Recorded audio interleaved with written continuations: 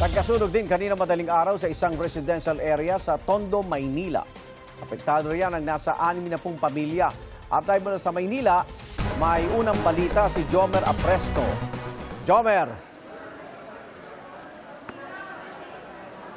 Iga, narito ako sa covered court ng Barangay 185 sa Tondo, Maynila. Dito pansamantalang manunuluyan ang tinatayang nasa 60 pamilya na apektado ng sunog kaninang madaling araw.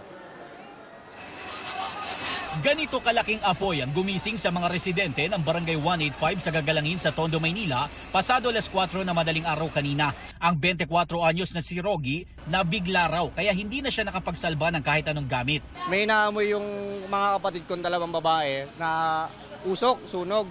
Kinatok ako sa baba, so nagising agad ako. Tapos bago umakyat sa kanila, sumigaw ako ng sunog para ma-alerto yung mga kapitbahay. Bubuhos ako sana ng tubig, papasok, hindi rin po ako makapasok Kasi sobrang kapal ng usok, masakit sa ilong, di ako makahinga. Ang ibang residente agad lumikas kasama ang kanilang mga alagang hayop. Ang ilan naman, tumulong sa pagigib ng tubig para magkaroon ng dagdag na supply ang mga maliliit na truck ng bumbero. Ayon sa Bureau of Fire Protection, umabot sa ikatlong alarma ang sunog na tumagal na mahigit 1 oras bago naapula bandang alas 5:30 ng umaga. Nasa mahigit 10 truck ng bumbero ang rumesponde.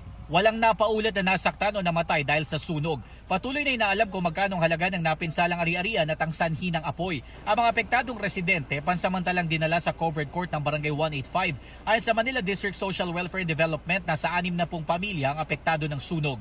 Na pong hot meals na papunta. Pero sa ngayon po, nakapagbigay na rin ng tubig po. May mga modular tent na rin po na papunta na rin. Hintay lang din po, maklear po itong covered court.